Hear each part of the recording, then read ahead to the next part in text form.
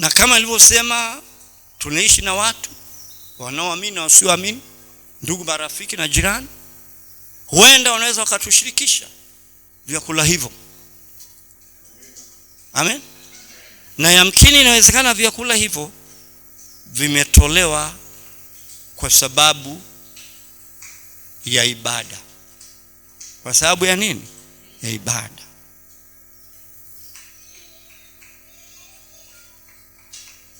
Na inawezekana ibada yenyewe ni ibada ya sanamu. Ni ibada ya nini? Sanamu ni nini? Sanamu tunavyoelewa kwa kawaida ni vitu vinavyofanania na vitu halisi lakini sio halisi. Vitu vinavyofanania na vitu halisi lakini sio halisi. Amen. Mara nyingi napenda kutumia hizi sanamu wanaovalisha nguo mjini.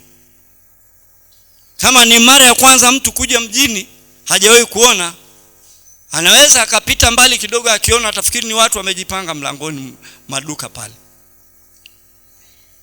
Amen. Hata kwa bahati mbaya anaweza akapita akamsalimia. Kumbe ni sanamu. Imetengenezwa kwa mfano wa mtu. Tupo pamoja? Anafanania na mtu, na ndio maana akivalishwa ile nguo inamkaa kama mtu. Na maumbile kabisa anatengenezewa kama mtu. Na sura kabisa anatengenezewa kama mtu na kuwekewa nywele kabisa. Lakini sio mtu, ni sanamu. Ndani yake hamna uhai. Ndani yake hamna nguvu aina yoyote. Ndani yake kuna tofauti kubwa sana kati ya hiyo sanamu na mtu halisi. Ni vitu tofauti sana. Haleluya. Sasa tunaposema ibada ya sanamu, ni vitu vinavyofanywa kwa mfano wa ibada ya kumwabudu Mungu halisi, lakini kinachoabudiwa au kinachofanywa ibada ni kitu ambacho sio Mungu. Sio Mungu. Amen. Sio Mungu, ingawa inafanania na Mungu. Bwana Yesu asifiwe sana. Na hata ibada inafanywa ibada inayofanania na kwa mwabudu nani? Mungu. Bwana Yesu asifiwe.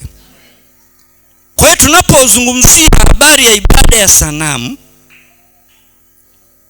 ndani ya ibada ya sanamu huwa kuna sadaka. Huwa kuna nini? Sadaka. Au ibada yote iwe ibada ikamilishwe, lazima iwe kuna sadaka. Lazima iwepo na nini? Na sadaka. Na ibada ya sadaka inaendana na ibada ya sanamu. Tuko pamoja? Kwa sababu ibada hiyo ni ya sanamu, lakini lazima ikamilishwe na nini? Na sadaka, ili iwe ibada. Na ndio maana tunafundisha ili tuwe makini katika kushirikiana vyakula vinavyotolewa kwa ajili ya ibada ya sanamu. Kwa sababu hivyo vyakula tukivishiriki, kuna namna fulani ambayo ibada hiyo imefanyika. Amen. Na hiyo ibada ndani ya mioyo ya watu imekamilika, ibada kuabudu. Na mahala popote inapofanyika ibada ambayo si halisi ya Mungu, shetani huwa anajihudhurisha pale. Kwa sababu shetani kawaida yake anapenda kuabudiwa.